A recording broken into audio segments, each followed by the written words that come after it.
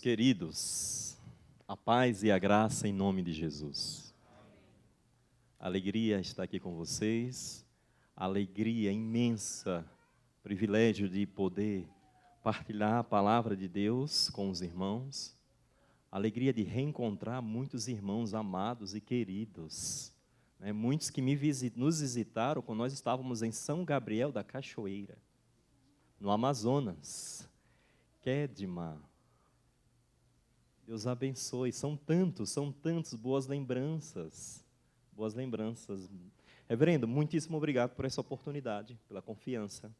O Senhor cedeu o seu púlpito para que eu pudesse aqui ter a grande oportunidade de ministrar a palavra de Deus. Antes de ministrar a palavra de Deus, eu gostaria de passar algumas fotos e falar a respeito do que Deus tem feito na Colômbia, precisamente em Bogotá.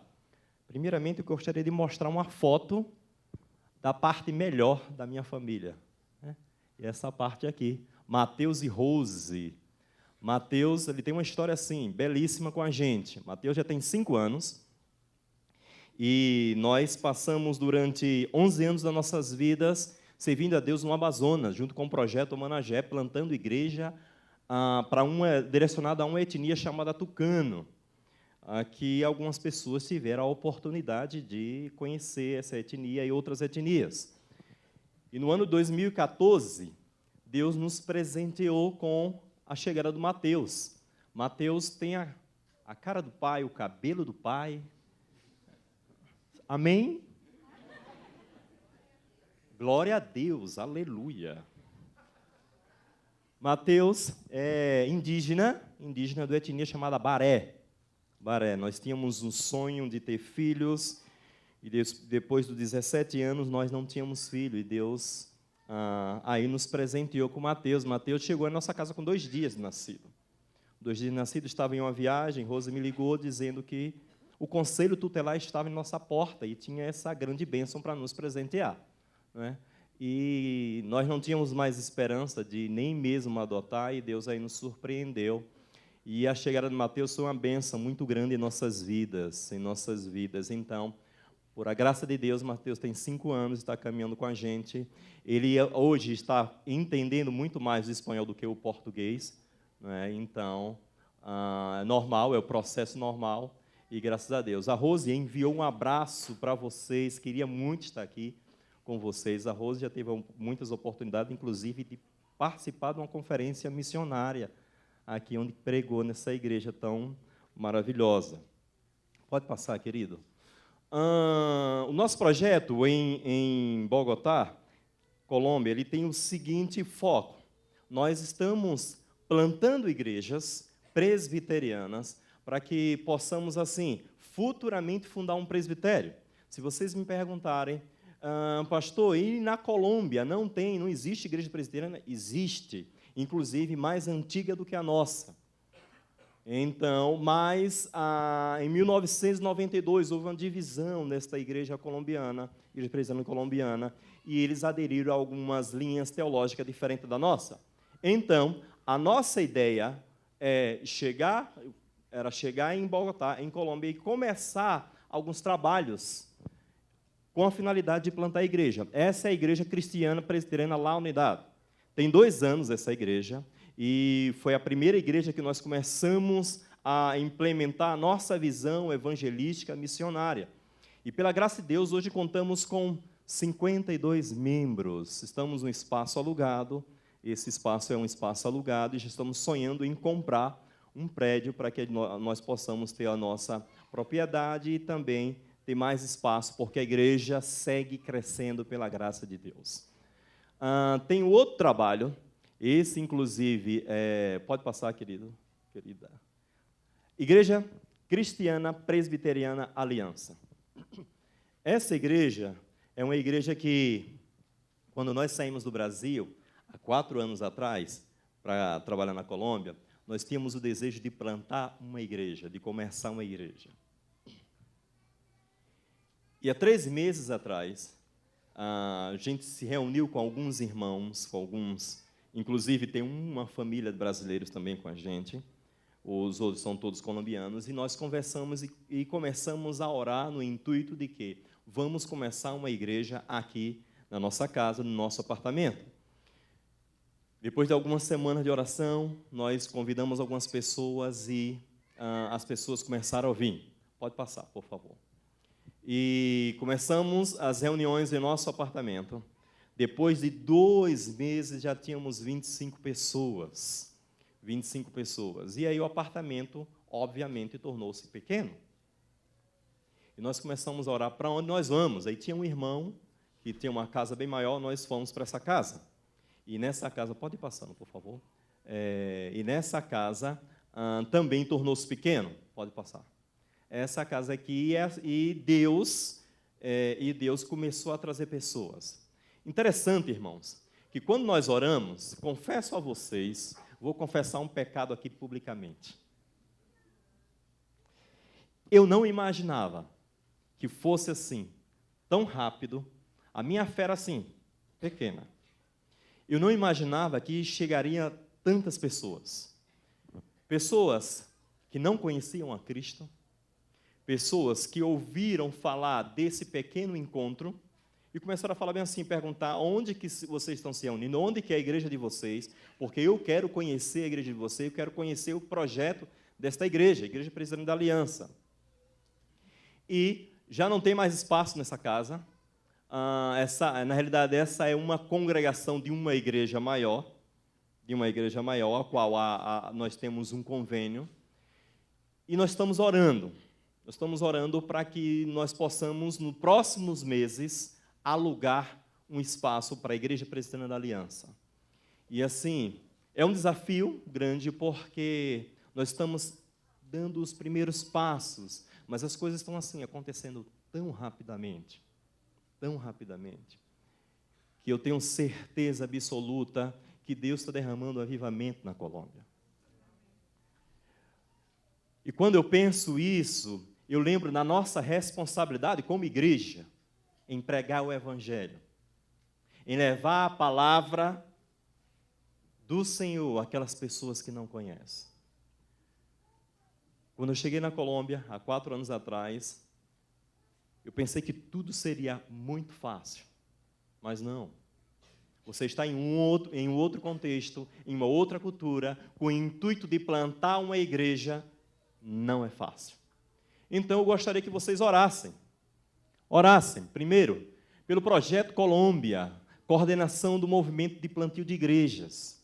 Nós começamos em Bogotá, mas já temos convites para ir para outras cidades. Vamos começar uma outra congregação na cidade chamada Monteria, 40 minutos de avião. Vamos começar uma congregação em Barranquilla. Barranquilla fica vizinho a uma cidade muito conhecida, Cartagena. Inclusive, já temos um convite para ir para lá também. E vamos plantar uma igreja lá, em um ponto turístico, e vamos convidar os irmãos para visitar a igreja e fazer turismo também lá. Amém? Excelente, eu não conheço Cartagena. Fomos convidados também para chegar e plantar e começar um trabalho em Medellín, uma cidade assim, a segunda maior cidade da Colômbia. Então, Deus está abrindo as portas. Deus está nos dando oportunidade para pregar o Evangelho.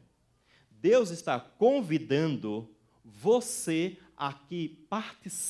para que participe juntamente conosco nesse projeto de processo de plantio de igrejas. Amém? Ore também por um local para as reuniões da Igreja Aliança. E creio que esse é o maior desafio hoje nosso, porque tem chegado assim, muitas pessoas e principalmente tem chegado muitos jovens. Nós queremos aproveitar esse momento de crescimento, esse início em que as pessoas estão buscando para que a gente possa aí se consolidar como igreja. Quando pensamos em consolidação de igreja, obviamente nós precisamos de oração, nós precisamos de participação, e eu convido você para nos visitar e conhecer esse trabalho. Ano que vem nós vamos fazer o primeiro encontro da fé reformada em Bogotá. Já estou entrando em contato com algumas pessoas, inclusive o Dr. Augusto Nicodemos, que foi muito solícito. E quem sabe se aqui possa ter alguém que possa participar também desse encontro da fé reformada. Participar de algumas oficinas, participar de alguma coisa logística. Convido você para estar com a gente. Depois, se você tiver interesse, me procure depois do culto, que nós estamos assim com as portas abertas para receber todos aqueles. Aí vocês podem perguntar, pastor, mas eu não falo espanhol. Não tem problema. Eu também não falava. Então, Deus nos capacita e abre as portas. Amém? Ore também por nossa família, saúde, sabedoria, discernimento e amor. Ore também pelo complemento do nosso sustento financeiro familiar. Ore por nós. Ore por esse projeto.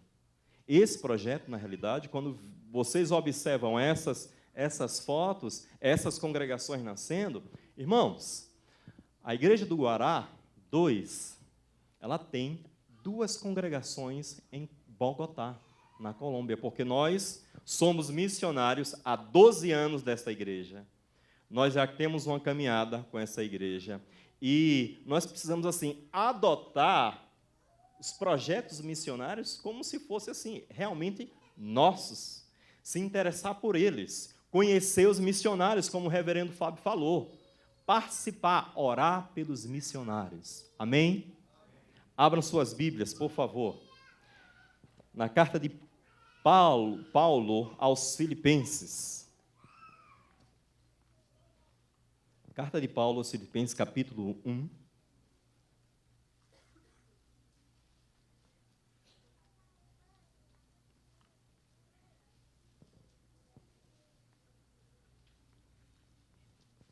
Capítulo 1, a partir do versículo 12, vamos ler versículo 12 até o versículo 30. E eu convido a amada igreja, em reverência à palavra do Senhor, que se coloque de pé, por favor, e vamos ler todos juntos. Eu vou ler, vamos ler de forma alternada. Eu vou ler o primeiro versículo e vocês leiam os outros. Todos encontraram? Amém? Quero ainda, irmãos, cientificar-vos de que as coisas que me aconteceram têm antes contribuído para o processo do Evangelho.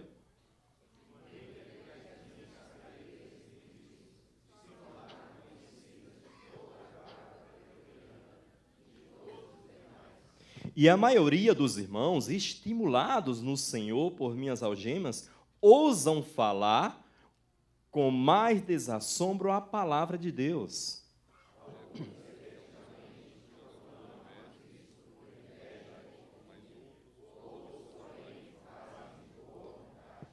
Estes, por amor, sabendo que estou incumbido da defesa do Evangelho.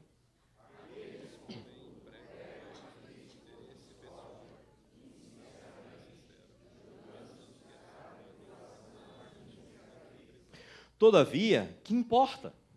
Uma vez que Cristo, de qualquer modo, está sendo pregado, quer por pretexto, quer por verdade, também com isto me regozijo sim, sempre me regozijarei.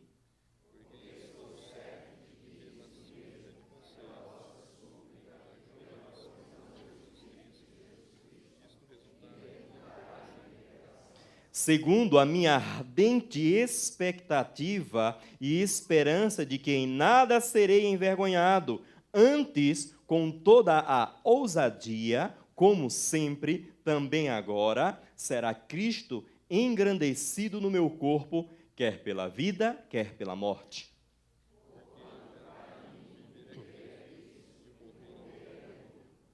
Entretanto, se o viver na carne traz fruto para o meu trabalho, já não sei o que hei de escolher.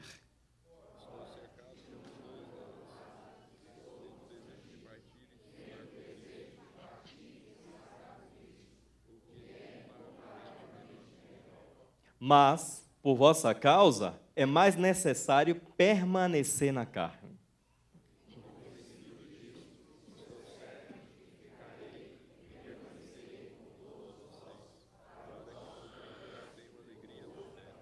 A fim de que aumente, quanto a mim, o motivo de vos gloriardes em Cristo Jesus, pela minha presença de novo convosco. Amém. Versículo 27, por favor.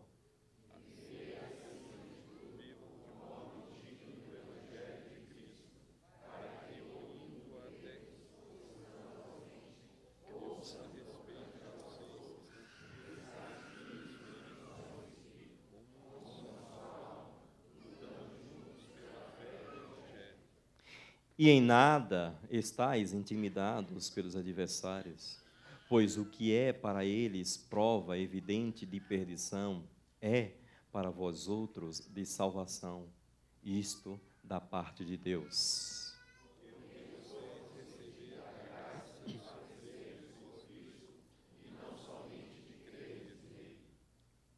Pois tendes o mesmo combate que vistes em mim, e ainda agora ouves que é o meu.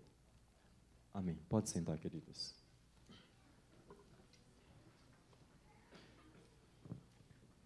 Hoje, a Colômbia, ela está na posição de número 47 de perseguição religiosa. Se você olha no site de Portas Abertas, tem lá a classificação. Subimos 2 pontos em relação ao ano anterior. A violência contra os cristãos aumentou, especialmente nas áreas rurais, principalmente devido aos ataques que estão acontecendo hoje, né? Temos uma população de 49,5 milhões de pessoas. Colômbia é considerado um país cristão, E quando nós pensamos sobre essa realidade, temos um desafio. Como é que nós, missionários, nós, pastores, pregamos e conseguimos levar o Evangelho em um contexto de perseguição? Eu não entendia isso. Eu já li muito a respeito, mas não entendia. E quando você vive em um contexto desse, você começa assim a entender e sentir literalmente na pele. Mas como nós conseguimos caminhar levando o Evangelho em um contexto contrário, em um contexto de adversidade? Eu fui convidado para participar de um grupo de estudos em Colômbia, aonde que tinha vários profissionais, professores universitários, em que o maior intuito nosso é fazer projetos sociais e envolver a igreja evangélica colombiana para que nós possamos chegar nos ex-combatentes das Farc, nas vítimas e também nos ex-combatentes. Isso para mim era novo, porque eu não conhecia esta realidade. E eu me lembro, há 4 anos atrás, quando eu cheguei na Colômbia, eu fiquei hospedado em uma pousada, e a igreja em que a APMT tem um convênio, ela tem um abrigo, e chamamos de refúgio. E nesse abrigo, eles recebiam ex-combatentes, pessoas que eram perseguidas pelas Farc.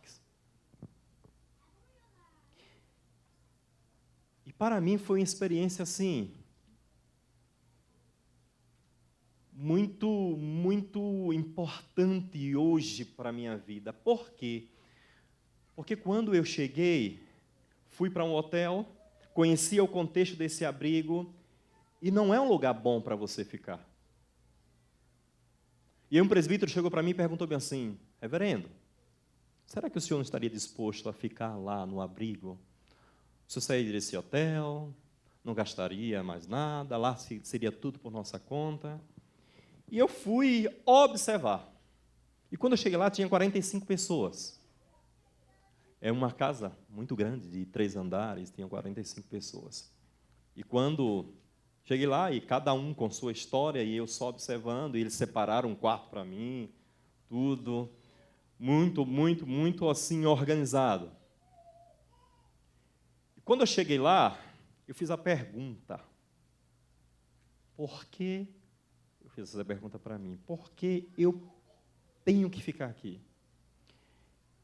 E quando eu conheci as instalações, já conheci as instalações, eu fui conhecer o meu quarto, e quando eu saí de lá, estava no carro do presbítero, e eu falei bem assim, eu vou ficar hospedado nesse local. Aí ele falou, então vamos pegar as suas malas e traz para cá. Ele foi no hotel, pegou nossas malas e eu cheguei. Irmãos, eu passei 45 dias nesse abrigo. E todos os dias chegavam pessoas mutiladas. Todos os dias chegavam pessoas com histórias em que eu só conhecia através de filmes. Um irmão que chegou, depois de caminhar 2 semanas até Bogotá, e chegou nesse abrigo, ele dizia assim para mim, pastor, ore por mim porque eu deixei a minha esposa e meus 2 filhos escondidos em um canavial, porque a guerrilha chegou na minha fazenda e mandou sair, se a gente não sai, eles matam, e eles estão lá, pastor, eu não sei o que estão comendo, não sei quanto estão passando, porque em Bogotá faz muito frio. Ele perguntou para mim, o que é que o senhor pode fazer por mim? Eu disse, a única coisa que eu posso fazer agora por você é orar. E orei por aquele homem chorava muito, porque a sua família estava distante. No outro dia, estava sentado, trabalhando no meu computador, e chegou uma senhora com um filho. Ela sentou, e ela já sabia que eu era pastor, e eu começava a conversar com as pessoas de manhã e à noite eu parava, porque eu já não aguentava, chorava muito de tanta realidade, de tantas situações. E essa mulher começou a falar comigo, pastor, ore por mim, eu tenho 7 filhos, esses 7 filhos são fruto de estupro, ore por mim, porque um filho está aqui, outro filho está aqui, ore pelos meus filhos.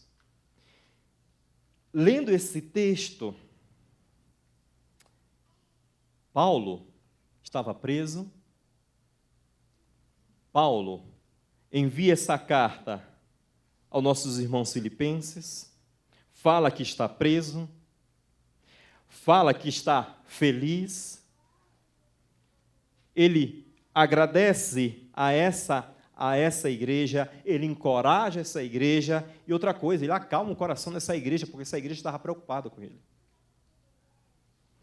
E nós estamos falando aqui de um jovem, de um moço, estamos falando de um homem aqui de mais ou menos uns 65 anos. E ele estava alegre porque estava preso. E assim, irmãos, quando nós tivermos assim a oportunidade de ajudar as pessoas, ajude-as sem que elas peçam. Quando eu estava sentado lá, atendendo as pessoas, e as pessoas começaram a conhecer que eu era pastor, eles faziam fila porque queriam conversar, eles queriam abrir seus corações para falar a respeito daquilo que eles estavam passando.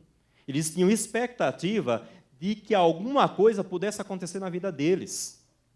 Quando Paulo escreve essa carta, qualquer um de nós estaríamos tristes, mas não, ele fala que está alegre, ele fala que continua orando por esses irmãos, ele fala que as oportunidades que ele está tendo na cadeia, ele vai continuar pregando o Evangelho.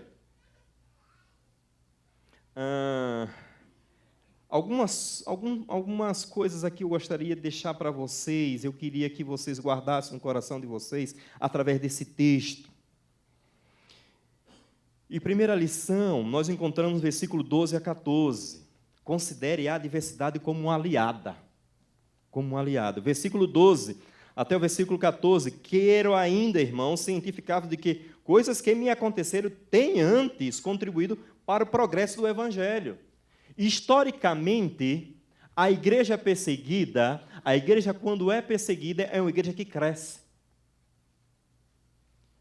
Versículo 13. De maneira que as minhas cadeias em Cristo se tornaram conhecidas de toda a guarda pretoriana e de todos os demais. Alguns comentaristas falam que a cada 4 horas eram trocada a guarda. E sabe o que Paulo fazia? Paulo não lamentava. Paulo pregava o evangelho. Versículo 14. E a maioria dos irmãos, estimulados no Senhor por minhas algemas, ousam falar com mais desassombro a palavra de Deus. Qual é a nossa responsabilidade como igreja?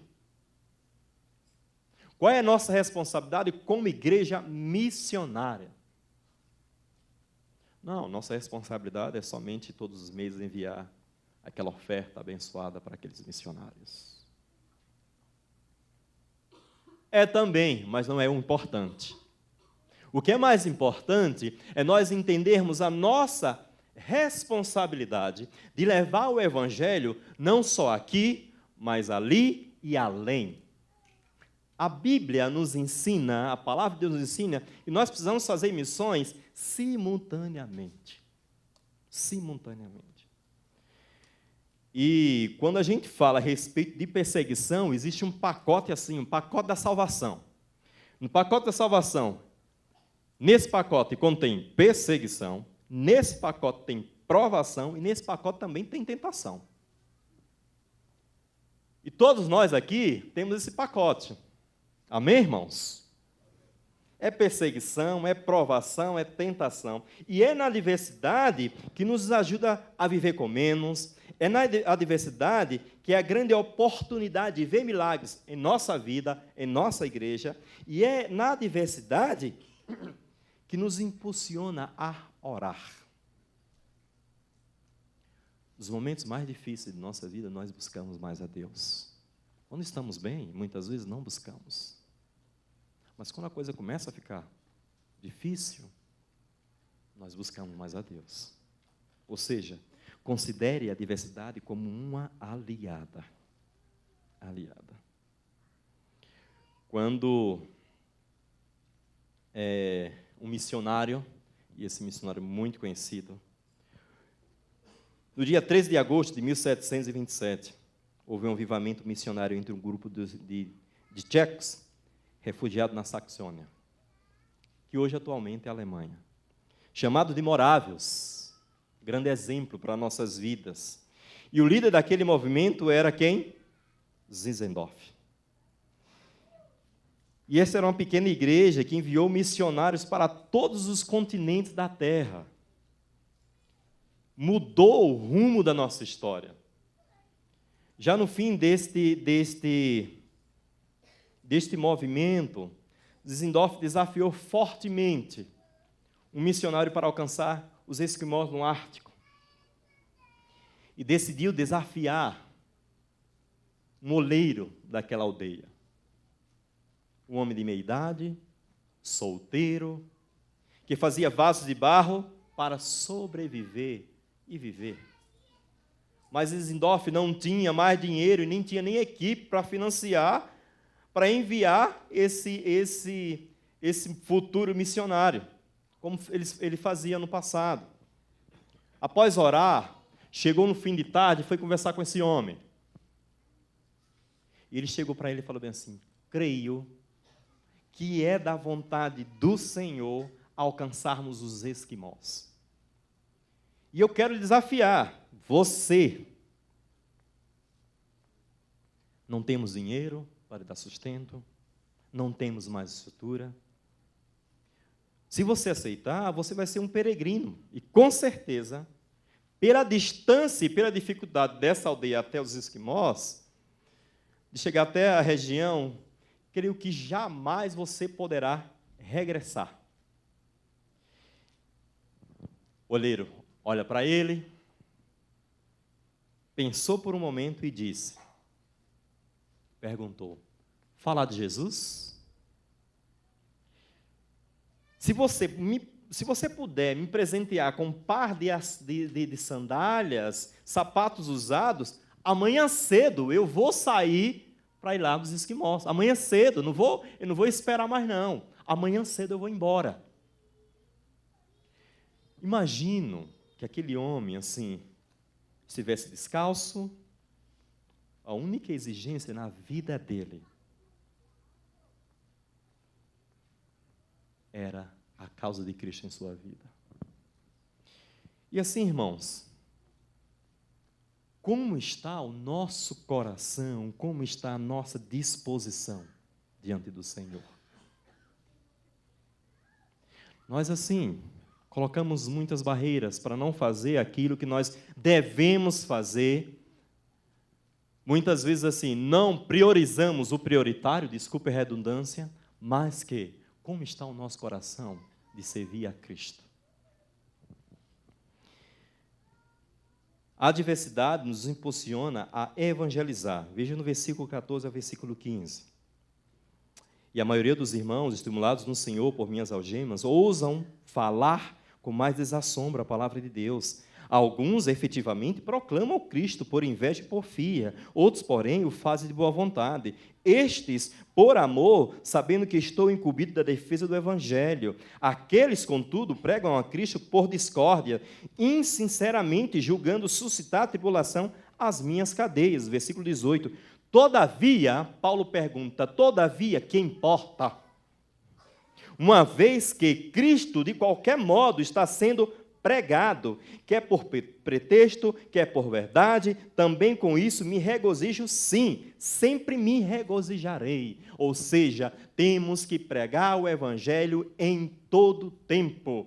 Independente, fulano de tal não está pregando, aquela igreja não faz isso. Se aquela igreja não faz, a nossa responsabilidade diante de Deus é fazer de acordo com o que a palavra nos ensina. E Paulo fala bem assim, o que importa, o que é mais importante é que a palavra de Deus está chegando lá. Sabe o que é mais importante? É que eu aqui preso continuo pregando, continuo falando a respeito do amor de Cristo em minha vida. Sabe de uma coisa? Eu estou preso aqui, é uma bênção estar preso aqui, porque Deus tem me usado para a glória dEle.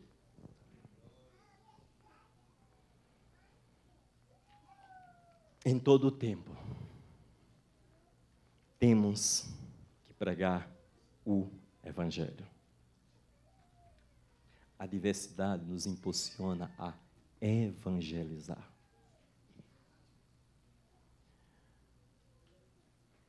Eu convidei algumas pessoas para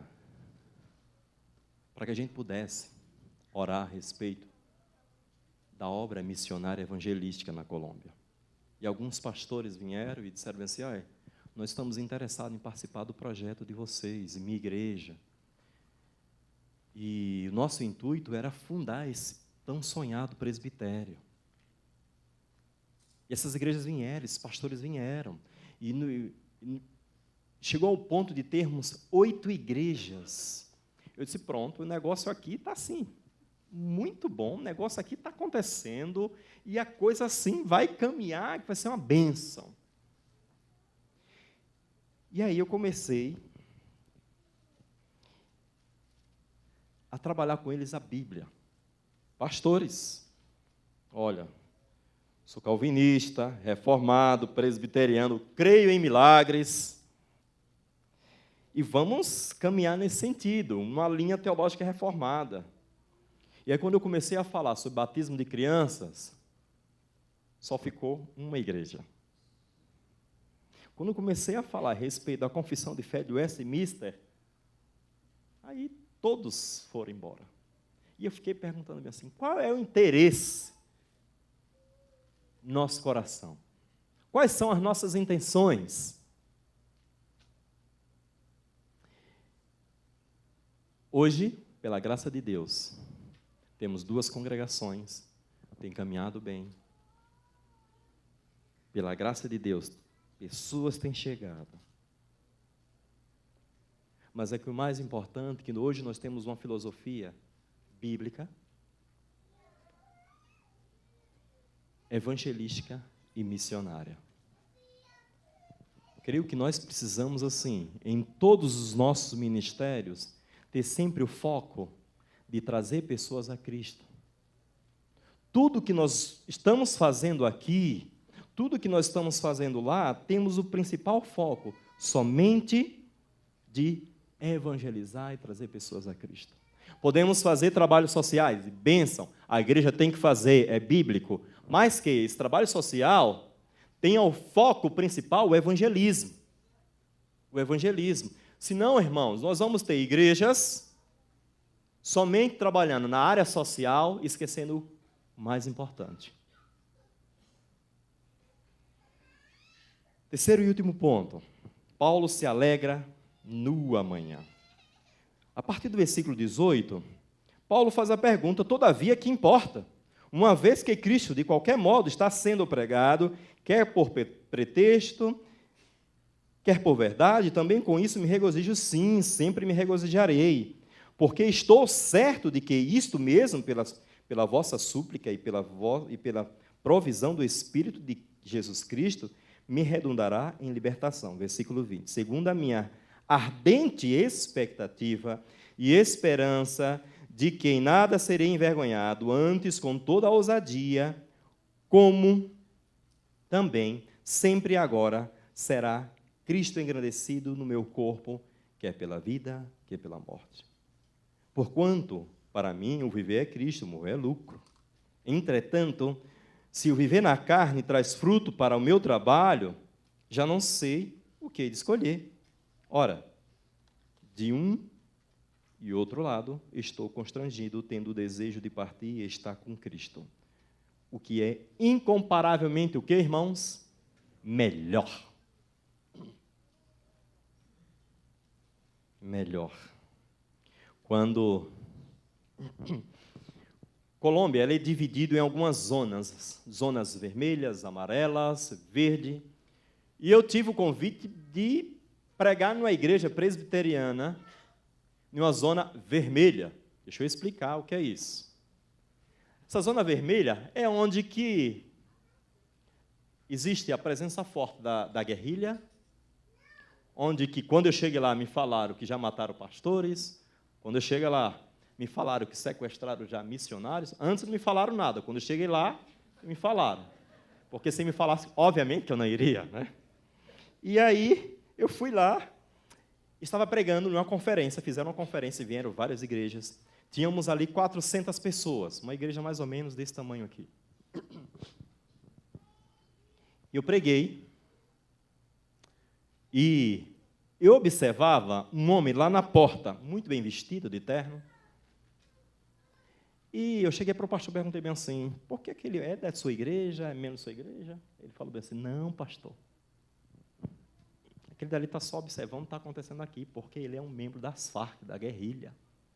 Aí eu disse, é mesmo? Ele tá armado ali, ele está só observando, mas ele não vai fazer nada de mal, não. Eu disse, vamos esperar, vamos orar. E aí, para chegar nessa cidade, são 3h30, estrada de chão. Estrada de chão, quando a estrada está boa, 3h30. Até chegar na cidade onde que eu ia pegar o avião e ia embora. Quando saí dessa cidade para outra, eu tinha que pegar o voo, era 4h e teríamos que correr muito. E nessa mesma estrada, eu, graças a Deus, cheguei tranquilo. E quando, outro dia, mais ou menos uns 15 dias, esse pastor foi na minha igreja, eu convidei ele para mim na igreja, ele foi na minha igreja, e ele falou bem assim, reverendo, eu tenho uma coisa para lhe contar. Aquele homem gostou muito da sua pregação. Disse, bênção, vamos esperar que o homem se converta e jogue suas armas para lá. Mas que, quando eu estava vindo para cá, na estrada onde nós passamos, nós estávamos de carro, eu, mais 3 presbíteros, né, e, de repente, apareceram 6 homens, fortemente armados. Eles falaram bem assim, olha, nós não vamos fazer nada com vocês. Pode descer, vocês agora vão ter que caminhar mais ou menos umas 2 horas. O seu carro nós vamos levar. Mas hoje vocês assim, vão caminhar, vão ficar livres. E eu perguntei assim, Deus, poderia ter acontecido alguma coisa comigo? Poderia? Poderia. Mas pela graça de Deus não me aconteceu nada. Conheci uma cidade chamada Apartador. Já fica assim, já próximo a um porto que, indo pelo mar, chega muito mais rápido no Panamá. E aí, quando eu fui no hotel, estava eu e mais 2 pessoas, fui no hotel, fui fazer o check-in, normal. E chegou uma pessoa, 2 homens, sempre com a jaqueta, né? Porque na jaqueta a gente já sabe que tem lá dentro. Sempre com a jaqueta, chegaram assim, a moça estava me atendendo, cheguei assim pela moça assim, e perguntei bem assim, quem são esses e o que estão fazendo aqui? E aí, quando eu estava fazendo meu check-in, eu não me apresentei como pastor, me apresentei como antropólogo. Não sei se será pior se me apresentar como antropólogo ou pastor, né? Porque pastor eles não gostam, porque pastor tiram os combatentes das Farc, mas aí eu me apresentei como antropólogo. E aí ele perguntou, o que é que esse antropólogo veio investigar aqui? E eu não falei absolutamente nada, mas passamos 2 dias nessa cidade e em todo o tempo, esses 2 homens ficavam observando a gente. Paulo falava aqui, porquanto, para mim, o viver o quê? É Cristo e o morrer é lucro. A que ponto nós estamos dispostos a viver por Cristo ou a morrer por Cristo? Nós temos a responsabilidade, em todo tempo, falar desse amor que transforma, que muda a história das pessoas. E quando pensamos em perseguição, às vezes nós assim. Mas o nosso propósito, irmãos, é pregar o Evangelho. Pode ser na zona vermelha, pode ser na zona amarela, verde. Porque se a gente não tiver disposição em sair das nossas casas para pregar o Evangelho, o que é que nós estamos fazendo como igreja? Qual é o nosso principal propósito? O que significa ser igreja para nós? Ser igreja para nós é pregar o Evangelho em todo o tempo. Ou seja, em meio às adversidades. A nossa obediência determina o avanço, os próximos passos. A nossa visão determina aonde nós vamos chegar e como nós vamos chegar e por que vamos chegar. Obediência. Obediência em todo o tempo, levar o Evangelho às pessoas que não conhecem. Que Deus abençoe a vida de vocês. Que Deus abençoe a esta igreja. Que esta igreja, a cada dia, a cada mês, a cada ano, torne-se mais missionárias. E eu deixo assim, o convite é aberto para quem quiser, na Colômbia. Não vou levar vocês na zona vermelha, não, pode ficar tranquilo. Eu vou deixar vocês em Bogotá, que tem muito que a gente fazer. Nós estamos orando assim para ter o espaço, e assim que a gente alugar esse espaço, fazer um impacto no bairro, para dizer bem assim, olha, nossa igreja chegou e nós estamos aqui para fazer diferença na vida de nossos vizinhos. E eu quero convidar vocês para esse momento. Deus abençoe a vida de vocês. Reverendo Fábio.